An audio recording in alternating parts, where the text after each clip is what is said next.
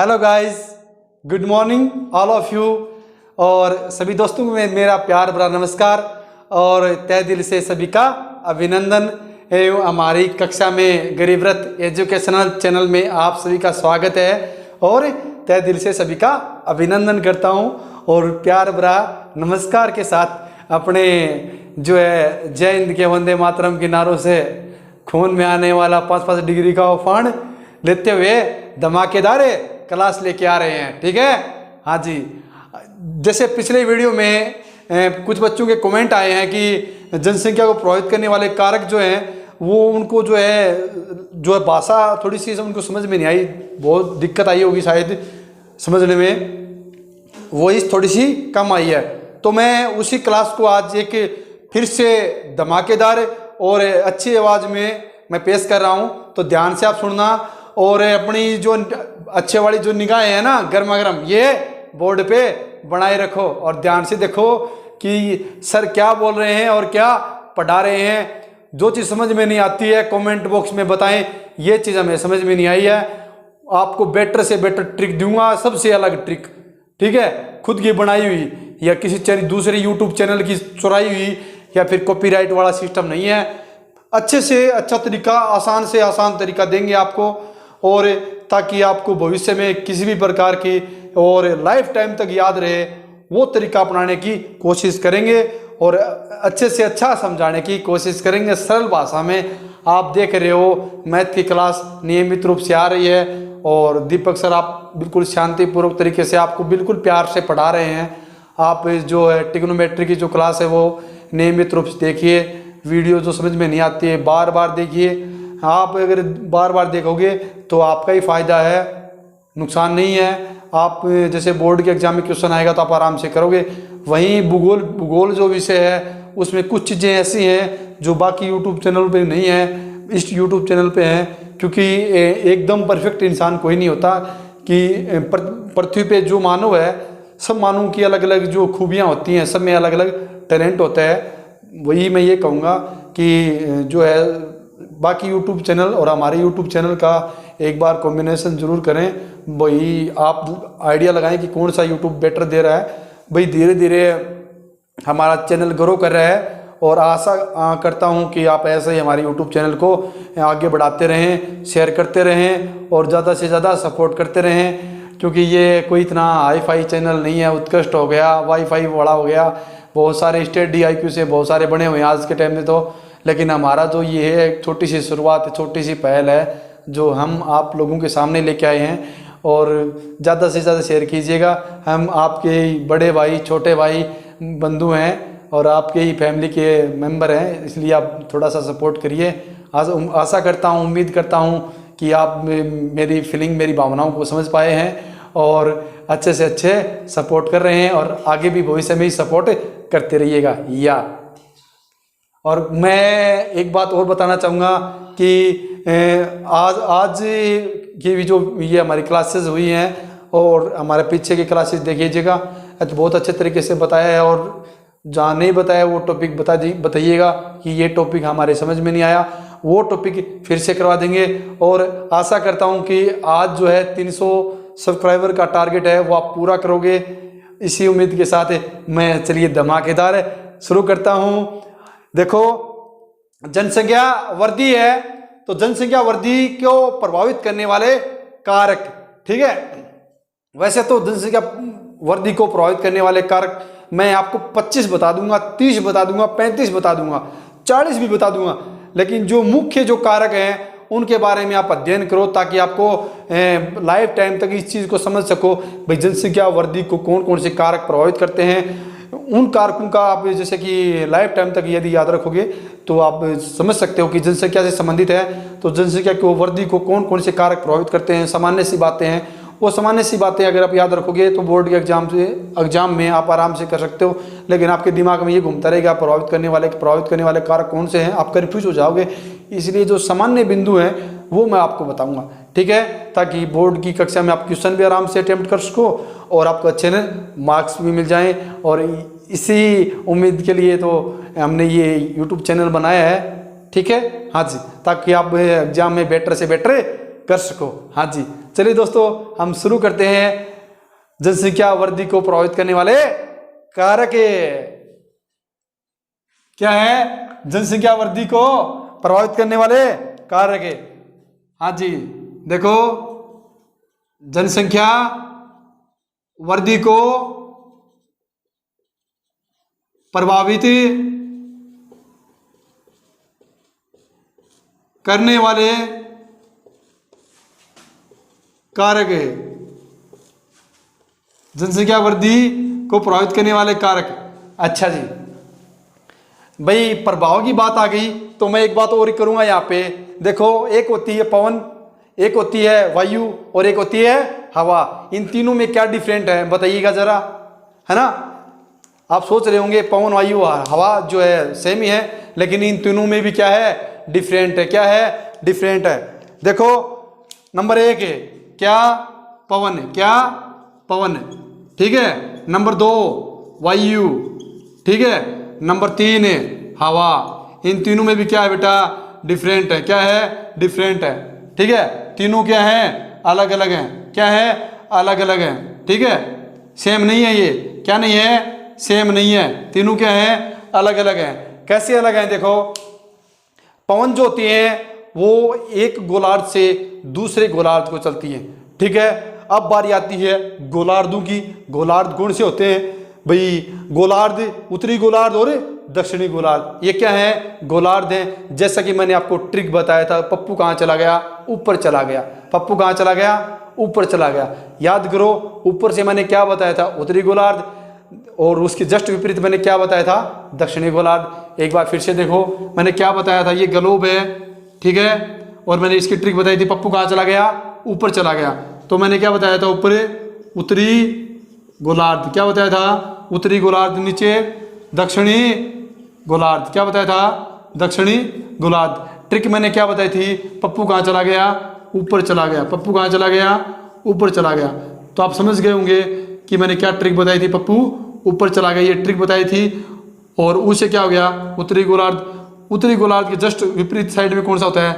दक्षिणी गोलार्ध, ठीक है। हाँ जी, देखो कि मैंने अभी क्या बताया है कि पवन जो है एक गोलार्ध से दूसरे गोलार्ध की तरफ चलती है, ठीक है।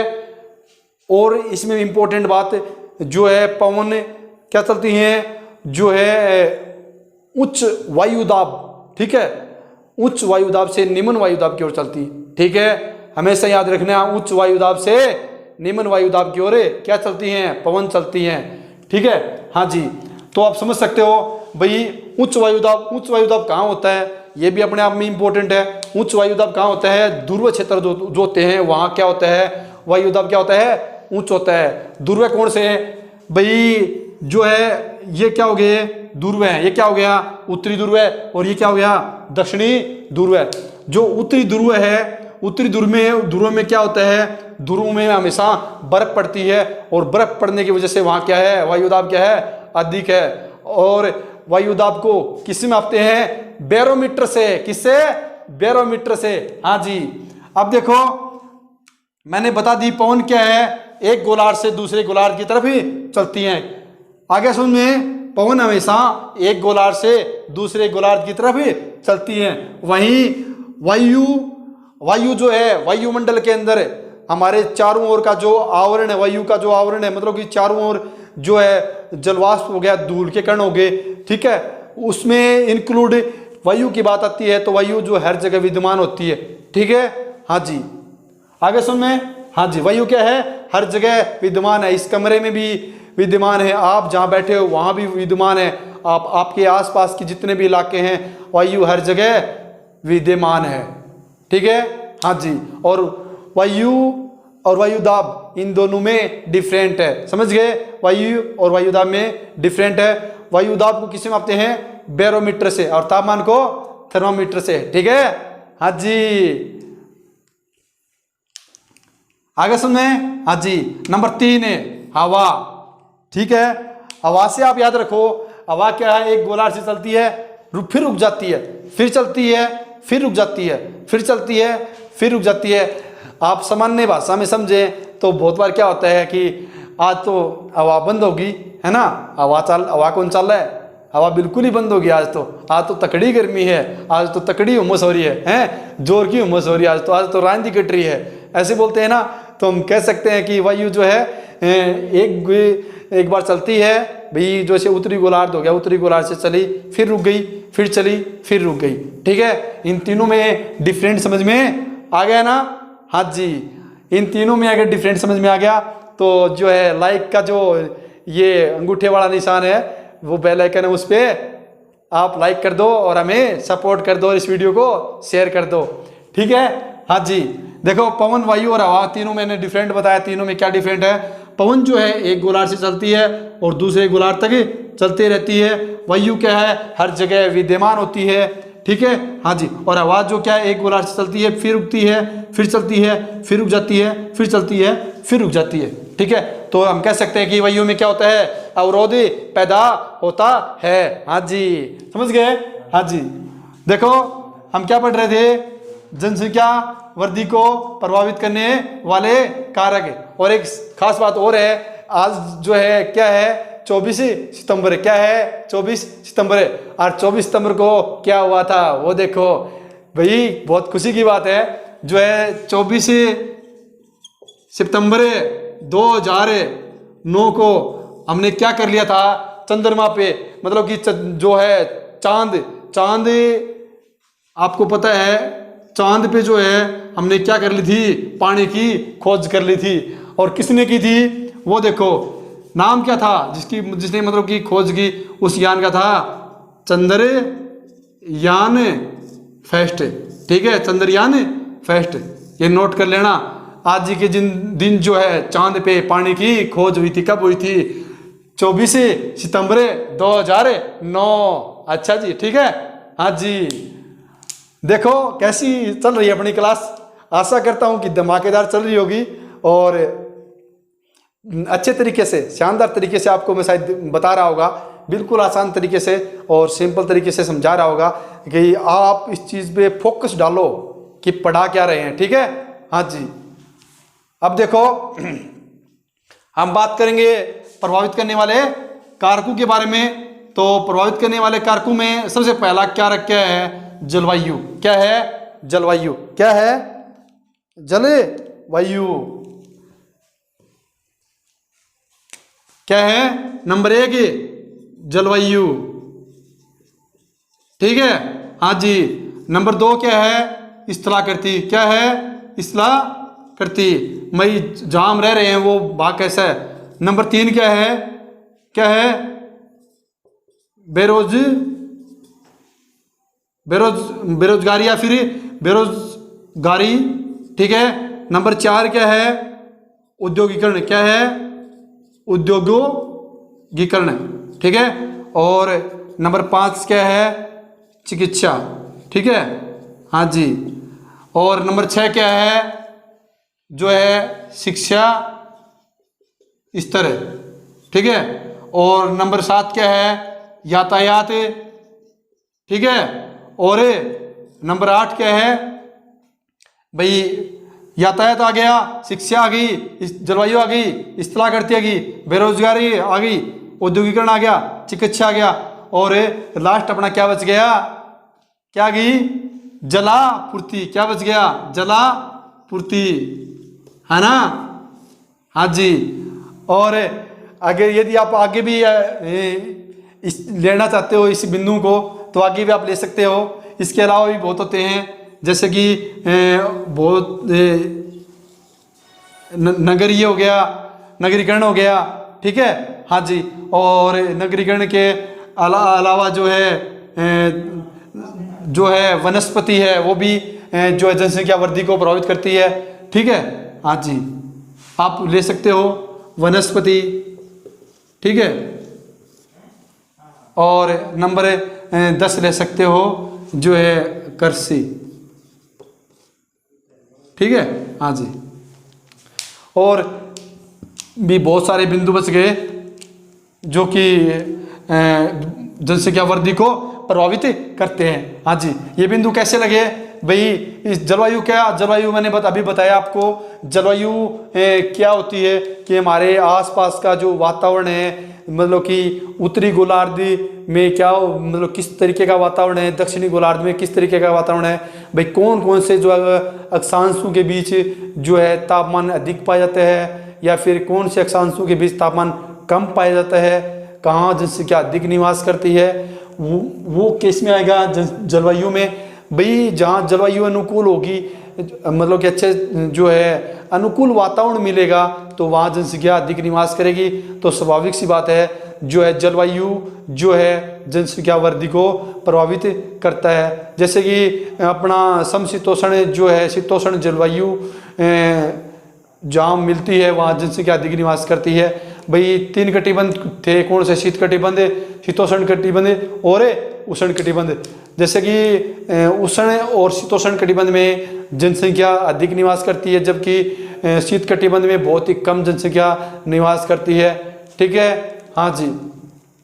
तो हम कह सकते हैं ध्रुवों में क्या होता है कि पब्लिक बहुत ही कम निवास करती है, जो जनता है वो बहुत ही कम निवास करती, क्यों करती है, क्योंकि वहाँ क्या नहीं है, अनुकूल वातावरण नहीं है, और जो विभिन्न प्रकार की सुविधाएं नहीं है, यातायात की भी सुविधा नहीं है, और ना किसी प्रकार की जल आपूर्ति हो रही है वहाँ पे, क्योंकि जल जो है वो किसके रूप में है, बर्फ के रूप में है। ना यातायात की सुविधा, ना शिक्षा की सुविधा, ना चिकित्सा की सुविधा, और ना ही रोजगार है वहाँ पे, और ना ही जो है समतलीय भूमि है, मतलब कि कृषि योग्य भूमि है, और ना ही वहाँ पे कोई वनस्पति मिलेगी, क्योंकि वहाँ क्या प्योर है, बर्फ ही बर्फ है।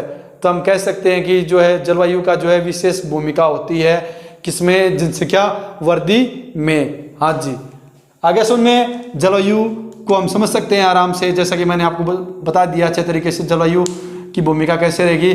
भाई उष्ण कटिबंध और शीतोष्ण कटिबंध के अंदर जनसंख्या अधिक निवास करेगी, क्योंकि वहाँ क्या होगा, टेम्परेचर भी अधिक नहीं होगा, और साथ ही जो है वायुदाब वो क्या रहेगा, निम्न रहेगा। ठीक है, वायुदाब निम्न का मतलब क्या, जैसे कि वहाँ मौसम ज़्यादा ठंडा नहीं होगा, तो आराम से रह सकते हैं और अपनी जो समस्त जो क्रियाकलाप हैं वो कर सकते हैं आराम से। भाई अपने जो डेली दिनचर्या से संबंधित और जो भी अपने परिवार से संबंधित जितनी भी ज़रूरतें हैं, तो वो हमें जो है सामान्य यदि वातावरण रहेगा तो हम हमारी जो क्रियाओं को, जो डेली की क्रियाएं हैं उनको नियमित रूप से हम कर सकते हैं, और वातावरण के साथ समायोजन करके अपने और अपने समाज का विकास कर सकते हैं, और हम जो है धीरे धीरे अपना जो है ग्रोथ है, जो जनसंख्या वृद्धि है वो अधिक होगी। स्वाभाविक सी बात है, अनुकूल वातावरण मिलेगा तो दूसरे इलाकों से जनसंख्या क्या करेगी, आप्रवास, और जो इलाका है जो जहाँ मतलब कि हम रहते हैं वहाँ यदि अनुकूल वातावरण मिल रहा है तो क्या करेगी, दूसरे देश, समाज, राष्ट्र और से जनसंख्या जो लोग हैं वो हमारे यहाँ पे अनुकूल वातावरण यदि मिल रहा है तो यहाँ पे आएंगे और यहाँ पे रहेंगे, और यहाँ की जो पॉपुलेशन है उसको बढ़ाएंगे। स्वाभाविक सी बात है, यदि मान लो गांव की बजाय शहरों में क्या होता है, पॉपुलेशन अधिक ग्रोथ करती है, क्योंकि वहाँ क्या है, जनसंख्या अधिक है। ठीक है, क्यों है, क्योंकि अनुकूल उनको वातावरण मिल रहा है, जलवायु जो है उनको प्रभावित कर रही है। जैसे कि मैं भारत की बात करूं तो भारत में सर्वाधिक जो है वर्षा कहाँ होती है, चेरापूंजी में होती है ना। भाई एक दिन भी शायद ऐसा नहीं निकलता वहाँ पे जहाँ बारिश नहीं होती। भाई लोगों के कपड़े भी नहीं सूख पाते हैं, यातायात में भी बहुत सारी समस्याएं होती हैं, चिकित्सा संबंधित भी बहुत सारी समस्या होती हैं, यातायात की होगी, चिकित्सा की होगी, शिक्षा की होगी, तो उद्योगीकरण है वो भी, तो बहुत सारे ऐसे हैं गतिविधियाँ, बहुत सारे ऐसे जो बिंदु हैं जो जनसंख्या वृद्धि को प्रभावित करते हैं। तो हम कह सकते हैं कि जलवायु का भी जो है विशेष भूमिका रहती है। जैसे कि पहाड़ी जो भाग हैं, उन पहाड़ी भागों के बजाय जो स्थलीय भाग है वहाँ ज़्यादा लोग निवास करते हैं, मतलब कि समतलीय जो भाग हैं, समतलीय जो स्थल है वहाँ जनसंख्या ज़्यादा निवास करती है। तो हम कह सकते हैं कि जलवायु की भी बहुत विशेष भूमिका किसकी होती है, प्रकृति की। जहाँ अनुकूल वातावरण है वहाँ जनसंख्या अधिक निवास करेगी। तो हम कह सकते हैं कि जलवायु की बहुत ही मुख्य भूमिका जनसंख्या वृद्धि को प्रभावित करती है। ठीक है, हाँ जी। आगे देखिए स्थलाकृति, मतलब कि स्थलाकृति का मतलब क्या हो गया, जो स्थलीय भाग है उसकी बनावट कैसी है। ठीक है, जो स्थलीय भाग है उसकी बनावट कैसी है। अब आप एक चीज़ सोच के देखो कि हम इसलिए भागूं कि भाई क्यों पढ़ रहे हैं, क्योंकि हम क्या पढ़ रहे हैं, ज्योग्राफी पढ़ रहे हैं। और ज्योग्राफी का जो सामान्य अर्थ क्या होता है, पृथ्वी का वर्णन करना। यदि हम धरातल पे रह रहे हैं तो उसका बारे में हमें ज्ञान होना चाहिए, और अध्ययन करेंगे तभी तो उसके बारे में ज्ञान प्राप्त करेंगे। ठीक है, क्योंकि माँ के पेट में कोई बच्चा सीख के नहीं आता प्रकृति कैसी है कैसी नहीं है ना भाई। जैसे जैसे प्रकृति में निवास करेगा, प्रकृति को समझेगा, प्रकृति के साथ वो अपना जो है समायोजन करेगा, समायोजन से वो प्रकृति के अनुसार अपने आप को ढाल लेगा और प्रकृति को अपने अनुसार ढाल लेगा। मतलब कि प्रकृति के अनुकूल और जैसा वातावरण होगा वहाँ वैसे ही लोग रहेंगे, और वहीं वैसी ही संस्कृति और सभ्यता होगी, है ना। हाँ जी भाई, अब जाहिर सी बात है हम जिस समाज में रहते हैं और हमारे समाज का जो प्रभाव है वो किसके ऊपर होता है, हमारे ऊपर होता है। यदि हम उच्च शिक्षा प्राप्त की है तो हम क्या करेंगे, अपने और अपने समाज का विकास कर सकते हैं। ठीक है, हाँ जी। नंबर 2 मैंने क्या बताया है, इस्तिलाह कर्तिक। क्या इस्तिलाह कर्तिक मतलब कि हम जहाँ पे रह रहे हैं वो भूभाग कैसा है, हम जहाँ पे रह रहे हैं उस स्थान की बनावट कैसी है, आकृति कैसी है, वो किस में आएगा, इस्तिलाह कर्तिक में। तो हम कह सकते हैं कि इस्तिलाह कर्तिक भी जो है जनसंख्या वृद्धि को प्रभावित करती है। जैसे कि 4 तरीके के मैं बताना चाहूँगा, 4 तरीके की इस्तिलाह कर्तिक सामान्य शब्दों में। जैसे कि अपने पहाड़ी भाग हो गए, ठीक है। नंबर 2 है समुद्री भाग हो गए, और पर्वतीय या पठारी वो हो गए, और साथ में दलदलीय भाग हो गए, ठीक है। और समुद्री जो भाग हैं वो हैं भाई समुद्र के किनारे जो लोग बसते हैं, ठीक है। जैसे कि बम्बई है, बम्बई में क्या है कि समुद्र के किनारे लोग ज़्यादा बसे हुए हैं, वहाँ पे लोग ज़्यादा रहते हैं, क्योंकि उनको क्या मिल रहा है, वातावरण क्या मिल रहा है कि जो सामान्य वातावरण मिल रहा है कि बहुत ज़्यादा गर्मी भी नहीं है और बहुत ज़्यादा सर्दी भी नहीं है। और वहाँ जो पॉपुलेशन है ऑटोमेटिकली जो क्या करेगी, ग्रोथ करेगी, यानी कि बढ़ेगी, क्योंकि वहाँ क्या मिल रहा है, उनको अनुकूल वातावरण मिल रहा है। और साथ में जो धरातलीय इस्तिलाह करती है वो भी क्या मिल रही है, उनको अनुकूल है। और इसी कारण से हम कह सकते हैं कि पहाड़ी इलाकों के बजाय जो समतलीय भाग है वहाँ जनसंख्या ज़्यादा निवास करेगी, क्योंकि उनको अनुकूल वातावरण भी मिल रहा है, और साथ में जो उनके क्रियाकलाप हैं वो भी अच्छे से संपन्न हो रहे हैं। भाई अपने रोजगार से संबंधित जो भी उसके क्रियाकलाप हैं वो अच्छे से संपन्न कर रहे हैं, ठीक है। भाई किसान जो है वो खेती कर रहा है, और जो बच्चे हैं वो स्कूलों में पढ़ रहे हैं। जो अपने सेना से संबंधित जो अपना बॉर्डर है वो एरिया है वो यदि अपना समतलीय भाग है तो वहाँ हम अच्छे से देख रेख कर सकते हैं, अच्छे से अपने जो है बाउंड्री जो बॉर्डर है वो बॉर्डर की हम आराम से सुरक्षा भी कर सकते हैं। तो हम कह सकते हैं कि जो इस्तिलाह कर्ती का भी बहुत विशेष योगदान जो है जनसंख्या वृद्धि में होता है। तो जनसंख्या वृद्धि को जो है क्या करता है, इस्तिलाह कर्ती प्रभावित करता है, ठीक है। हाँ जी, नंबर 3 देखो, नंबर 3 क्या है,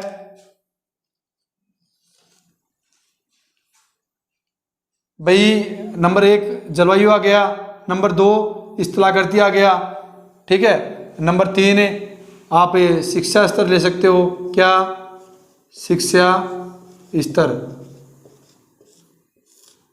कोई बिंदु आगे पीछे हो जाए वो उसकी वो बात नहीं होती, लेकिन जो है आपका जो बताने का तरीका वो क्या होना चाहिए, बेटर होना चाहिए। आप कॉपी में पुट क्या कर रहे हो, आपकी चीज़ क्या है, मतलब कि किन शब्दों के माध्यम से आप जो है बच्चों को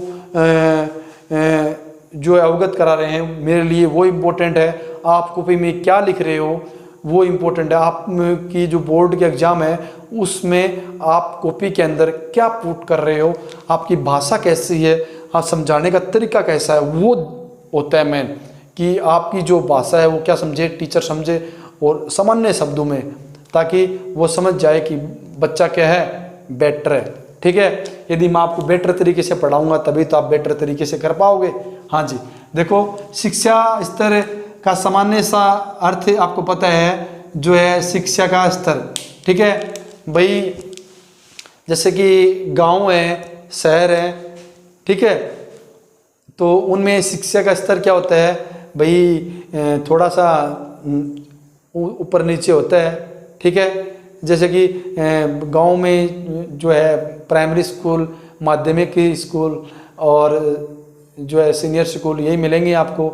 जैसे कॉलेज बहुत ही कम देखने को मिलेंगे, ठीक है। वहीं यदि हम पूरे विश्व की बात करें तो विभिन्न देशों में जो है शिक्षा का स्तर क्या है, अलग अलग है। जैसे कि विकासशील देशों के बजाय जो विकसित देश हैं वहाँ क्या शिक्षा का स्तर क्या है, बहुत ज़्यादा डेवलपमेंट है, बहुत ज़्यादा मतलब विकसित कर चुका है वो।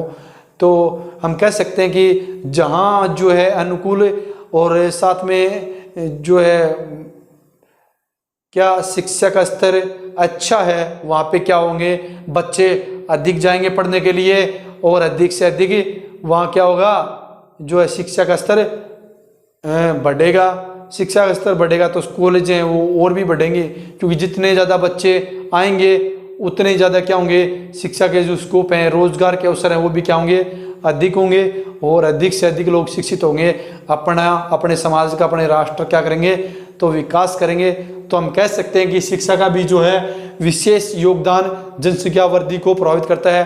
कि बहुत बार क्या होता है कि शिक्षा का स्तर यदि कम है तो जो उस शिक्षा के लिए दूसरे देश में जाते हैं और वहाँ कुछ समय के लिए रह के फिर वो क्या स्थायी रूप से वहाँ पे ही निवास करने लग जाते हैं। तो हम कह सकते हैं कि जनसंख्या वृद्धि के जो मुख्य भूमिका है वो किसकी है, शिक्षा स्तर की। क्या, शिक्षा स्तर की। आप समझ सकते हो कि शिक्षा स्तर जो है वो जनसंख्या वृद्धि को प्रभावित करता है, ठीक है। हाँ जी। नंबर 4 देखो क्या है, औद्योगिकीकरण। क्या, औद्योगिकीकरण। क्या, हाँ जी भाई, औद्योगिकीकरण जहाँ अधिक होगा, भाई उद्योग धंधे होंगे तो जाहिर सी बात है वहाँ जो है पब्लिक अधिक निवास करेगी। क्यों करेगी, क्योंकि भाई वहाँ पे उनकी क्या हो रही है, उनकी ज़रूरतों की पूर्ति हो रही है। भाई उद्योग में वो काम करेंगे तो क्या प्राप्त होगा, उनको पैसा प्राप्त होगा। पैसा प्राप्त होगा तो वो क्या करेंगे, अपने जो है समाज की जो ज़रूरतें हैं उनकी पूरी जो है पूर्ति कर पाएंगे। यदि समाज की ज़रूरतें वहाँ पे पूरी हो रही हैं तो जाहिर सी बात है कि वहाँ क्या करेंगी, जनसंख्या जो है अधिक निवास करेगी। उस क्षेत्र विशेष में जो है अधिक जनसंख्या निवास करेगी। क्यों करेगी, क्योंकि वहाँ क्या मिल रहा है, उनको रोजगार मिल रहा है, उनकी ज़रूरतों की पूर्ति हो रही है। तो हम कह सकते हैं कि औद्योगिकरण का भी बहुत विशेष योगदान है। जैसे कि सूती वस्त्र उद्योग हो गया, ठीक है, हाँ जी, और साथ में तांबा उद्योग हो गया। जितने भी उद्योग हैं वो सारे जो है जनसंख्या वृद्धि को प्रभावित करते हैं। और जो है जनसंख्या वृद्धि में औद्योगिकरण का भी मुख्य भूमिका रहती है जनसंख्या वृद्धि में, ठीक है। हाँ जी। नंबर 5 देखो, नंबर 5 क्या है भाई, चिकित्सा। क्या, चिकित्सा।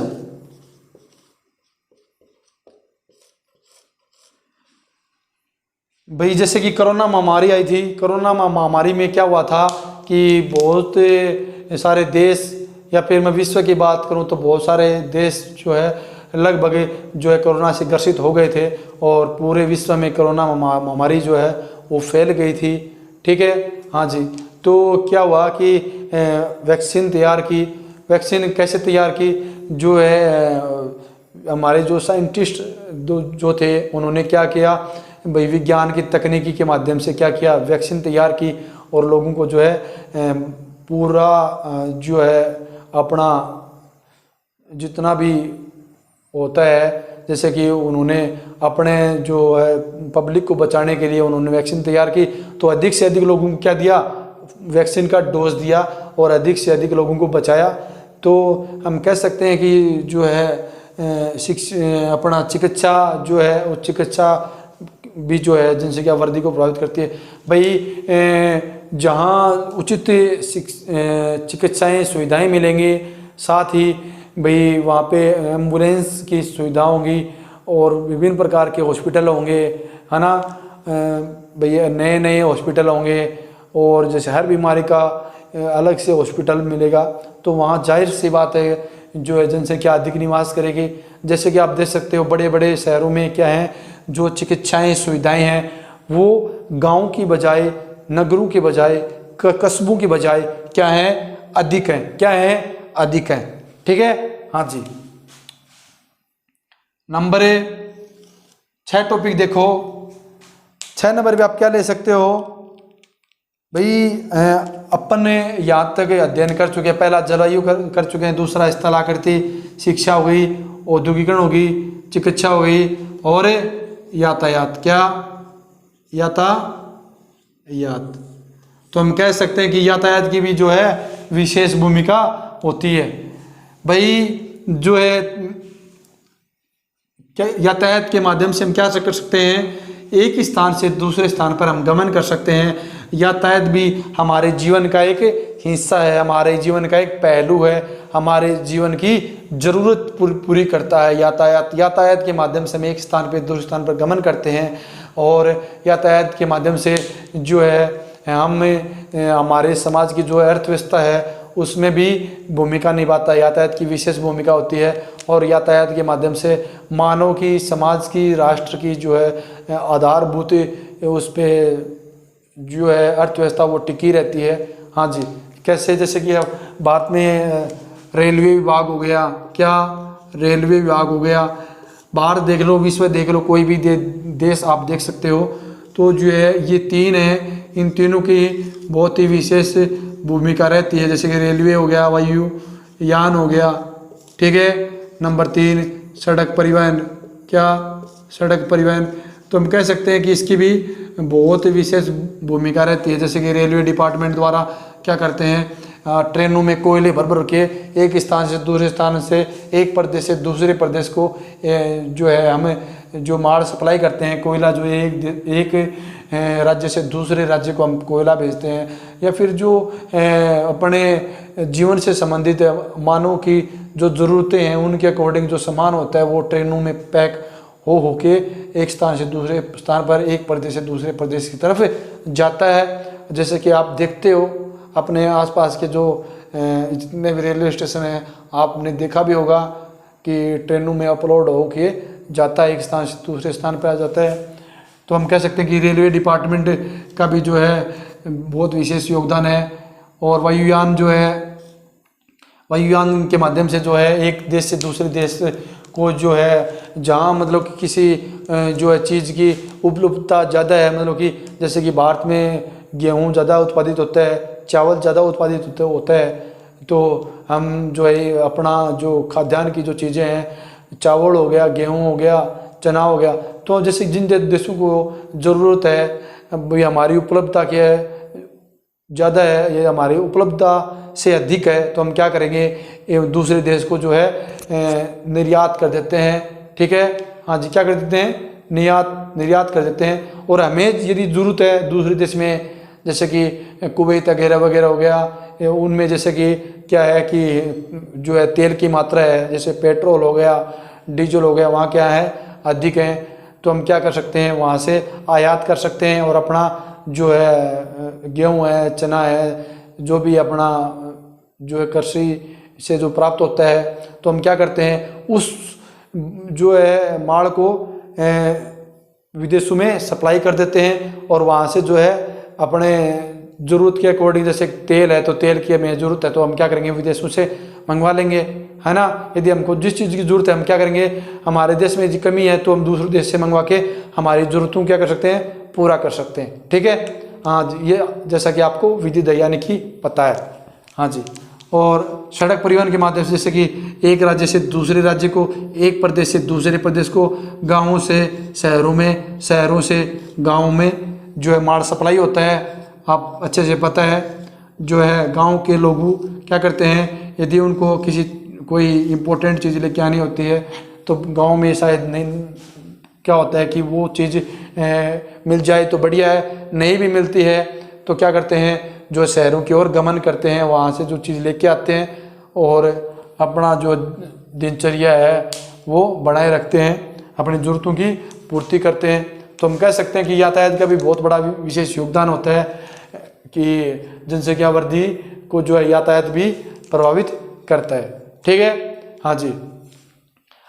आज की मेरी क्लास कैसी लगी आपको बताइएगा ज़रूर। जो सामान्य से जैसे बिंदु याद रहने वाले, शिक्षा हो गया, उद्योग हो गया, चिकित्सा हो गया, यातायात हो गया, ठीक है, और स्थलाकृति हो गई और जलवायु हो गई।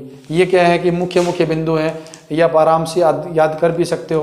भाई मानव को आने जाने के लिए क्या चाहिए, यातायात की आवश्यकता पड़ती है, ठीक है। और जो स्थलाकृति है वो जो समतलीय या पहाड़ी इलाकों में आपको पता है कि जहाँ मतलब कि पहाड़ी इलाके वहाँ क्या पॉपुलेशन कम है, जबकि समतलीय भागों में क्या है, अधिक है।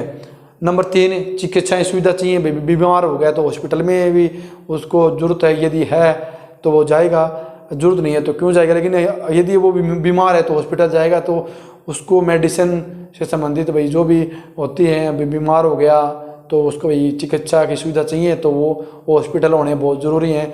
तो चिकित्सा सुविधाएं यदि अधिक होंगी तो जनसंख्या अधिक वहाँ निवास करेगी।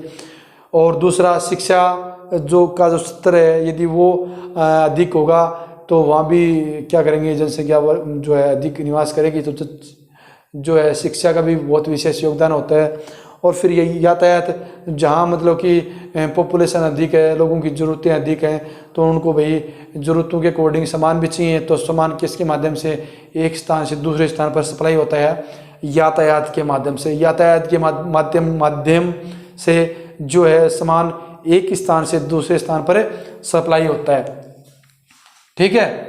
और जैसे कॉमन सी बातें जो मैंने आपको बताई है, आप अच्छे से समझिएगा और बताइएगा कि जनसंख्या वृद्धि को प्रभावित करने वाले कारक आपको कैसे समझ में आए और आपको कैसे लगे। आशा करता हूँ सारे जो है बिंदु मैंने बताए सामान्य से बिंदु हैं और अच्छे बिंदु हैं। यदि आप इनको याद रखोगे तो भविष्य में आप कभी नहीं बोलोगे इन बिंदुओं को। भाई मानव को क्या क्या ज़रूरत है वो आप इसमें नोटिस करना।